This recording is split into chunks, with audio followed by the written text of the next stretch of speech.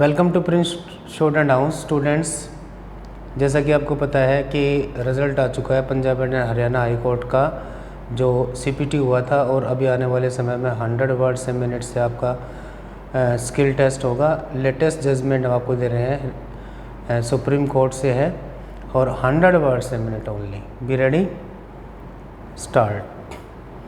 These appeals challenge the common judgment dated 28 January 2022 passed by the Learned National Company Law Appellate Tribunal, Chennai Bench, Chennai, herein after referred to as the NCLAT, in company appeal at CH insolvency numbers 211 and 212 of 2021, thereby dismissing the appeals filed by the present appellant, which were in turn filed challenging the two orders dated 12th, signature not verified, digitally signed by Anita Malhotra, dated 3rd June 2022, August 2021, passed by the Learned National Company Law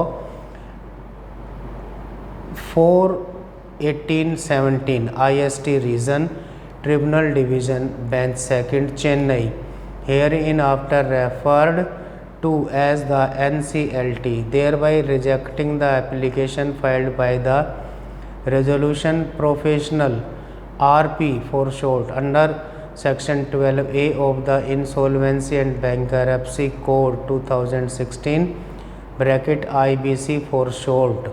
Read with Regulation 30A of the Insolvency and Bankruptcy Board of India (Insolvency Resolution Process for Corporate Persons) Regulations 2016, herein after referred to as the 2016 regulations, for withdrawal of the application filed under Section 7 of the IBC in view of the settlement plan submitted by the appellant. The appellant has also challenged the order passed by the Learned NCLAT of the even date void, which the appeal filed by the present appellant against the order passed by the Learned NCLAT directing initiation of liquidation proceedings in respect of MS Siva Industries and Holding Limited, respondent number 1, herein after referred to as the corporate debtor, was dismissed.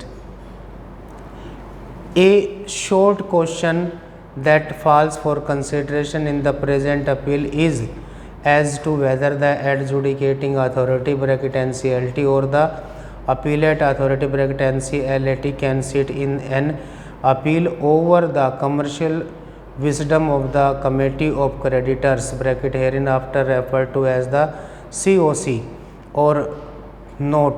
The fact in brief giving rise in the present appeals are as under IDBI Bank Limited had filed an application under Section 7 of the IBC for initiation of corporate insolvency resolution process, herein after referred to as the CIRP, in respect of the corporate debtor. The Learned NCLT wide its order dated 4 July 2019 admitted the said application, as a result of which CIRP in respect of the corporate debtor was initiated. The RP had presented a resolution plan before the COC submitted by one MS Royal Partners Investment Fund Limited.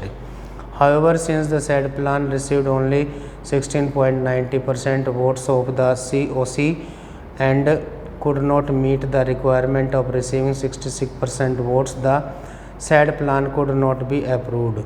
The RP on 8th May 2020 filed an application being 1A/837/IB 2020 under Section 33 (1) of the IBC, seeking initiation of liquidation process of the corporate debtor.